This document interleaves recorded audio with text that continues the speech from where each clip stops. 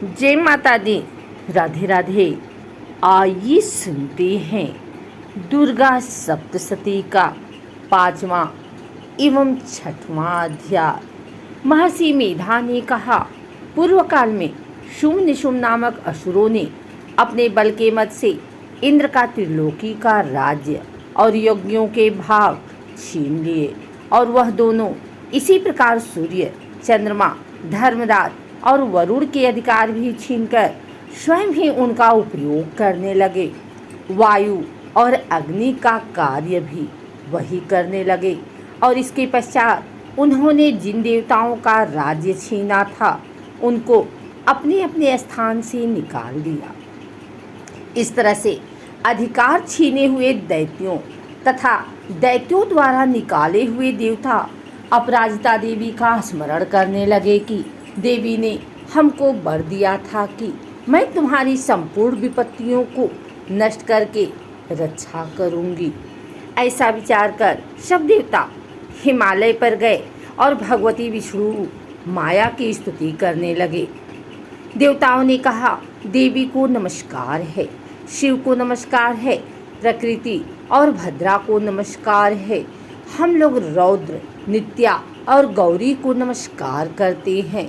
ज्योत्सनामयी, चंद्र रूपिणी व सुख रूपा देवी को निरंतर नमस्कार है। शरणागतों का कल्याण करने वाली वृद्धि और सिद्धि रूपा देवी को हम बार बार नमस्कार करते हैं। नैऋति, राजाओं की लक्ष्मी तथा सरवाड़ी को नमस्कार है। दुर्गा को दुर्ग स्थलों को पार करने वाली, दुर्गपारा को सारा, सर्वकारी ख्याति, कृष्ण और धूम्र देवी को सदैव नमस्कार है। अत्यंत सौम्य तथा अत्यंत रौद्र रूपा को हम नमस्कार करते हैं, उन्हें हमारा बारंबार प्रणाम है। जगत की आधारभूत कृति देवी को बार बार नमस्कार करते हैं। जिस देवी को प्राणी मात्र विष्णु माया कहते हैं उसको नमस्कार है, उनको नमस्कार है, उनको नमस्कार है। जो देवी संपूर्ण प्राणियों में चेतना कहलाती हैं उनको नमस्कार है। जो देवी संपूर्ण प्राणियों में बुद्धि रूप से स्थित हैं उनको नमस्कार है। जो देवी सब प्राणियों में निद्रा रूप से विराजमान हैं उनको नमस्कार है। जो देवी संपूर्ण प्राणियों में क्षुधा रूप से विराजमान है उनको नमस्कार है। जो देवी संपूर्ण प्राणियों में छाया रूप से स्थित हैं उनको नमस्कार है। जो देवी सब प्राणियों में शक्ति रूप से स्थित हैं उनको नमस्कार है। जो देवी संपूर्ण प्राणियों में तृष्णा रूप से स्थित हैं उनको नमस्कार है। जो देवी सब प्राणियों में शांति रूप से स्थित हैं उनको नमस्कार है। जो देवी सब प्राणियों में जाति रूप से स्थित हैं उनको नमस्कार है। जो देवी सब प्राणियों में लज्जा रूप से स्थित हैं उनको नमस्कार है। जो देवी संपूर्ण प्राणियों में श्रद्धा रूप से स्थित हैं उनको नमस्कार है। जो देवी संपूर्ण प्राणियों में कांति रूप से स्थित हैं उनको नमस्कार है। जो देवी सब प्राणियों में लक्ष्मी रूप से स्थित हैं उनको नमस्कार है। जो देवी संपूर्ण प्राणियों में वृत्ति रूप से स्थित हैं उनको नमस्कार है। जो देवी सब प्राणियों में स्मृति रूप से विराजमान है उनको नमस्कार है। जो देवी सब प्राणियों में दया रूप से स्थित हैं उनको नमस्कार है। जो देवी सब प्राणियों में तुष्टि रूप से स्थित हैं उनको नमस्कार है। जो देवी संपूर्ण प्राणियों में मातृ रूप से स्थित हैं उनको नमस्कार है।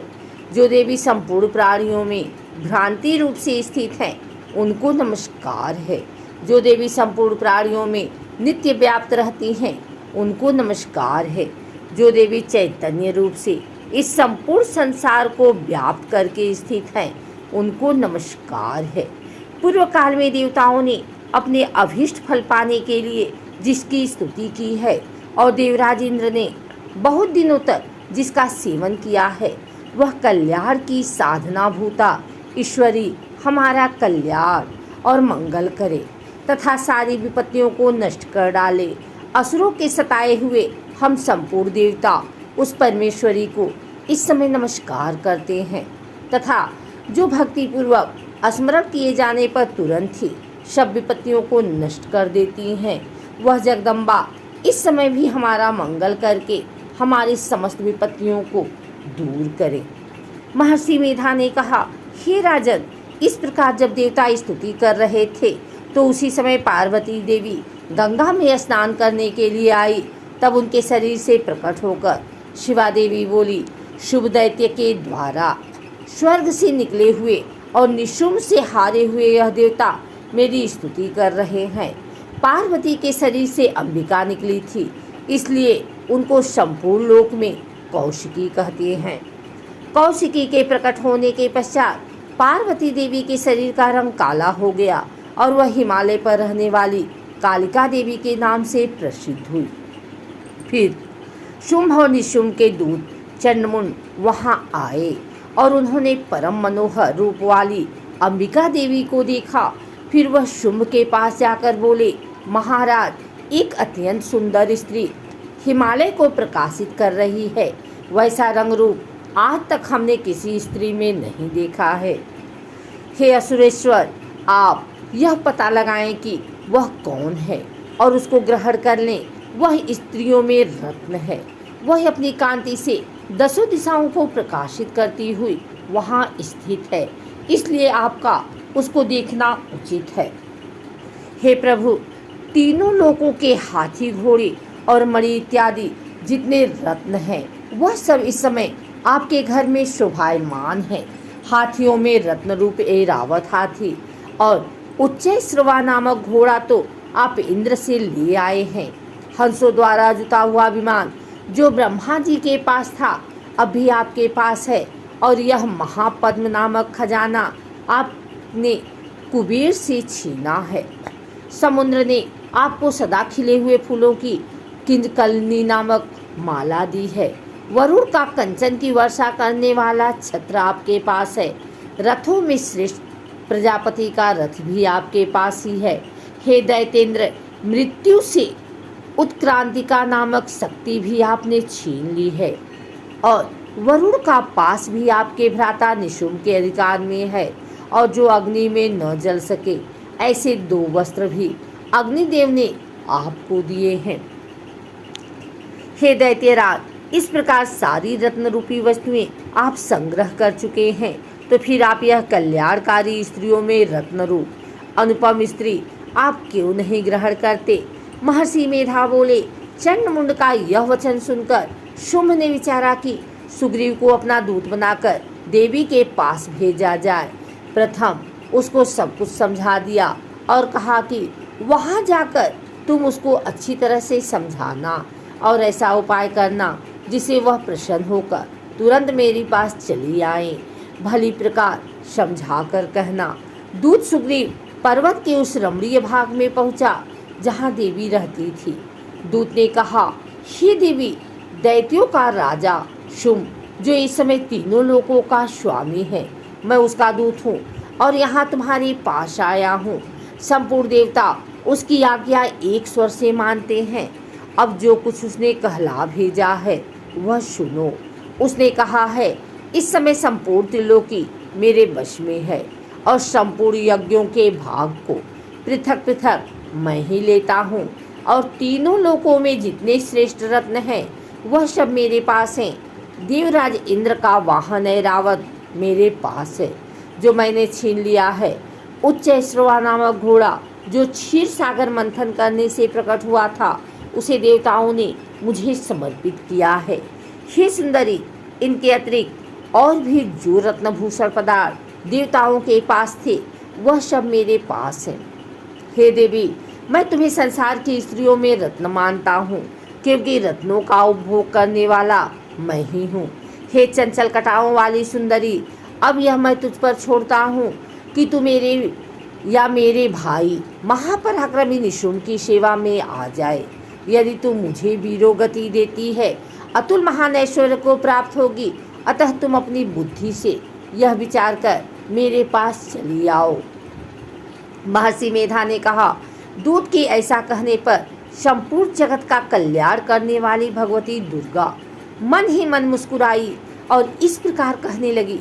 देवी ने कहा, हे दूत, तू जो कुछ कह रहा है वह सत्य है और इसमें किंचित मात्र भी झूठ नहीं है। शुंभ इस समय तीनों लोकों का स्वामी है और निशुंभ भी उसी की तरह पराक्रमी है, किंतु इसके संबंध में मैं जो प्रतिज्ञा कर चुकी हूँ उसे मैं कैसे झुठला सकती हूँ। अतः तू मैंने जो प्रतिज्ञा की है उसे सुन। जो मुझे युद्ध में जीत लेगा और मेरे अभिमान को खंडित करेगा तथा बल में मेरे समान होगा वही मेरा स्वामी होगा। इसलिए शुंभ अथवा निशुंभ यहाँ आवे और युद्ध में जीतकर मुझसे विवाह कर लें। इसमें भला देर की क्या आवश्यकता है। दूत ने कहा, हे देवी, तुम अभिमान में भरी हुई हो, मेरे सामने तुम ऐसी बात न करो। इस त्रिलोकी में मुझे तो ऐसा कोई नहीं दिखाई देता जो कि शुंभ और निशुंभ के सामने ठहर सके। हे देवी, जब अन्य देवताओं में से कोई शुंभ और निशुंभ के समान युद्ध में ठहर नहीं सकता तो तुम जैसी स्त्री उनके सामने रणभूमि में ठहर सकेगी।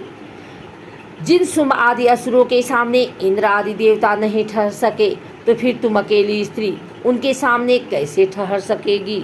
अतः तुम मेरा कहना मानकर उनके पास चली जाओ, नहीं तो जब वह तुम्हें केस पकड़कर घसीटते हुए ले जाएंगे तो तुम्हारा गौरव नष्ट हो जाएगा। इसलिए मेरी बात मान लो। देवी ने कहा, जो कुछ तुमने कहा ठीक है। शुंभ और निशुंभ बड़े बलवान हैं, लेकिन मैं क्या कर सकती हूँ, क्योंकि मैं बिना विचारे प्रतिज्ञा कर चुकी हूँ। इसलिए तुम जाओ और मैंने जो कुछ भी कहा है वह सब आदरपूर्वक और सुरेंद्र से कह दो। इसके पश्चात जो वह उचित समझे करे। 6वां अध्याय प्रारंभ। महर्षि मेधा ने कहा, देवी की बात सुनकर दूत क्रोध में भरा हुआ वहां से असुरेंद्र के पास पहुंचा और सारा वृतांत उसे कह सुनाया। दूत की बात सुन असुरेंद्र के क्रोध का पार न रहा और उसने अपने सेनापति धूम्रलोचन से कहा, धूम्रलोचन, तुम अपनी सेना सहित शीघ्र वहां जाओ और उस दुष्टा के केसों को पकड़कर उसे घसीटते हुए यहाँ ले आओ। यदि उसकी रक्षा के लिए कोई दूसरा खड़ा हो, चाहे वह देवता, यक्ष अथवा गंधर्व ही क्यों न हो, उसको तुम अवश्य मार डालना। महर्षि मेधा ने कहा, शुंभ के इस प्रकार आज्ञा देने पर धूम्रलोचन 60,000 राक्षसों की सेना को साथ लेकर वहां पहुंचा और देवी को देख ललकार कर कहने लगा, अरे तू अभी शुंभ और निशुंभ के पास चल। यदि तू प्रसन्नतापूर्वक मेरे साथ न चलेगी तो मैं तेरे केसों को पकड़ घसीटता हुआ तुझे ले चलूंगा। देवी बोली, और सुरेंद्र का भेजा हुआ तेरे जैसा बलवान यदि बलपूर्वक मुझे ले जावेगा तो ऐसी दशा में मैं तुम्हारा कर ही क्या सकती हूँ। महर्षि मेधा ने कहा, ऐसा कहने पर धूम्रलोचन उनकी ओर लपका, किंतु देवी ने उसे अपनी हुंकार से ही भस्म कर डाला। यह देखकर असुर सेना क्रुद्ध होकर देवी की ओर बढ़ी, परंतु अंबिका ने उन पर तीखे बाणों, शक्तियों तथा फरसों की वर्षा आरंभ कर दी। इतने में देवी का वाहन भी अपनी ग्रीवा के बालों को झटकता हुआ और बड़ा भारी शब्द करता हुआ असुर सेना में कूद पड़ा। उसने कहा, असुर अपने पंजों से, कई अपने जबड़ों से और कई को धरती पर पटककर अपनी डाढ़ों से घायल करके मार डाला। उसने कई असुरों के अपने नख से पेट फाड़ डाले और कई असुरों का तो केवल थप्पड़ मारकर सिर धड़ से अलग कर दिया। कई असुरों की भुजाओं और सिर तोड़ डाले और गर्दन के बालों को हिलाते हुए उसने कई असुरों को पकड़कर उनके पेट फाड़कर उनका रक्त पी डाला। इस प्रकार देवी के उस महाबलवान सिंह ने क्षण भर में असुर सेना को समाप्त कर दिया। शुंभ ने जब यह सुना कि देवी ने धूम्रलोचन असुर को मार डाला है और उसके सिंह ने सारी सेना का संहार कर डाला है, तब उसको बड़ा क्रोध आया।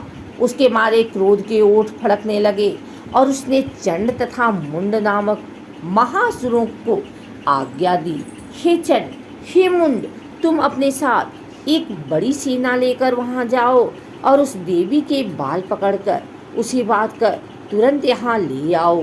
यदि उसको यहाँ लाने में किसी प्रकार का संदेह हो तो अपनी सेना सहित उससे लड़ते हुए उसको मार डालो, और जब वह दुष्टा और उसका सिंह दोनों मारे जावें तब भी उसको बांध कर यहाँ ले आना।